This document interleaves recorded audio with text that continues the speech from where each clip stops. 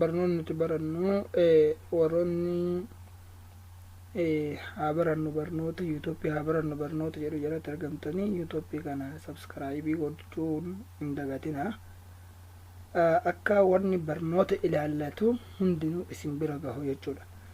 yuutuubiin haa barannu barnoota jedhu akkuma haa barannu barnoota jedhu wanni isirra jiru hundi isaa ta'u barnootaati malee waan biraati miti jechuudha. Barnoonni mustaqbala namaa tolche jechuudha. Fuuldura namaa tolche jechuudha. Galmaan nama gaha jechuudha. Sanirraa kan ka'e haga dandeenye sammuu ummata keenyaa saayikoloojii ummata keenyaa kan gara barnoota hin jirre akka inni gara barnootatti dhufee sammuu isaa jijjiiru godhuudhaaf yuutuubiin kun kaayame jechuudha. Qaanaan kun yookiin immoo chaayinalii kun kaayame jechuudha. Akkasuma immoo barnoota sila argatuu hin dandeenye karaa gabaabaan akka argatuu danda'u jechuudha. Barnoota sooman baradha jedhee mallaqa guddaatti baasuu danda'u yookiin immoo barnoota kana baratuuf bakka tokkorraa bakka tokkotti deemuu danda'u hin deeminiiti taa'iiti manuma kan kee keessatti barnoota kan kee baradhu kan jedhu of keessatti xiyyeeffateetiin kan kaayame jechuudha.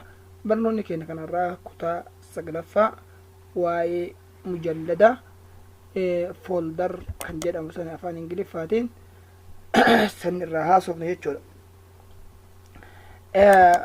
Wanni barnoonni waa lama bakka tokkotti barataatiin deemaa jirtanii Windows 10 fi Windows 11dha. Kunniin nidaama kompiitara haarawwanii jechuudha.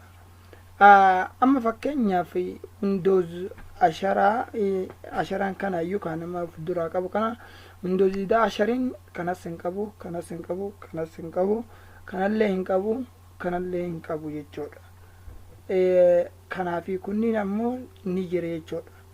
Bakka kana ammoo khalfiyyaa wanta jedhamutu jira. Ammoo dhabameef ammoo wanta rakkoo hin qabu jechuudha. Amma kanaafi kana barnoota kutaa 10ffaa fi 11ffaa keessaa guyyaa tokkocha fudhanna jechuudha. Amma kalaallutti jirru kan folder mujallada jechuudha. Mujallada tokko insha'a godhuu yookaan barbaachisu ta'e jadiid jedha afaan ingiliffaatiin new jedha bakka kanatti fitaniitiin irratti ooftan jechuudha. Egaa mujallanni kun bifa amma isin asirratti argaa jirtan kanaan isiniin bahee bifa kanaan baha jechuudha. Bifa kanaan bahuun maalidha? Maqaa jijjiiri jechuudha. Maqaa mujallada kanaa jijjiiri jechuudha. Fakkeenyaaf maqaa mujallada kanaa Aadam yoo ka jennu taate kunu ta'eetiin jira jechuudha. Aadam jedheetiin barraa'ee jira jechuudha. Isinii gala.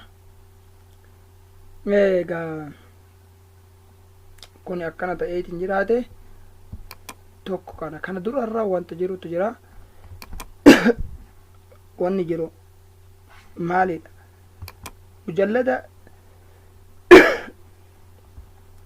Mujallada wayita insha'a gooneetiin jenne bifa kanaan dhufaa miti. Mujallada kana akkamitti maqaa itti moggaafna kan jedhamu. Mujalladni kun akkaataa maqaa itti moggaafamu gara bifa 3 yookiin ammoo 4 jechuudha. Haala halluu wajjin tokkoffaadha.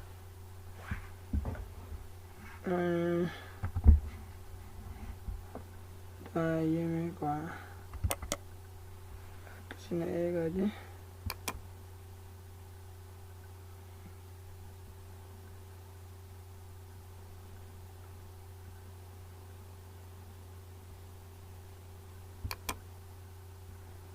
ewa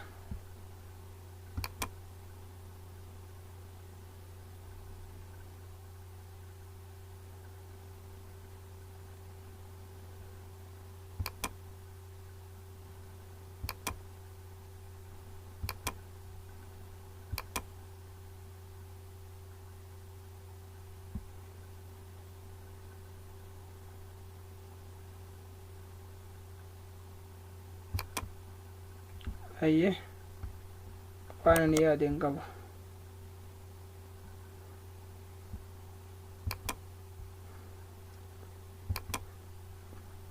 Tokkoffa mujallada yeroo insha'a goonu bifa kanaan baha. Bifa kanaa wayita bahee amma bakka jedhu kana bifa bulee akka samii kana jedhu argitanii gaafa bifa kanaan jiraate maal jechuu kenna beeytanii maqaa itti godhii jechuutti jira. maqaan mujallada kanaa fakkeenyaaf 1 2 3 ta'eetiin jira karaa tokkoffaadha.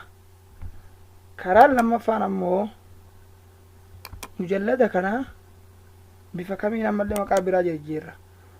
mujallada kanarratti ni dhooyna eegesi bitaan dhooyne kaane eegesi mirgaan dhooyna wayita mirgaan dhooyne adufna kuno i'aadat tasmiyaa jedha maqaa itti godhi jedha kuno argitanii bulee sun deebi'ee jira jechuudha. gaafa kana akkam gootanii buleen kun akkanatti irratti tadliila hin taane maqam barbaaddan itti barreessuu qofa malee waan biraa wanni isin gootan hin jiru. qofa fakkeenyaaf a ba caadha kuno jijjiiramee jira karaa lammaffaadha. karaa sadaffaan ammoo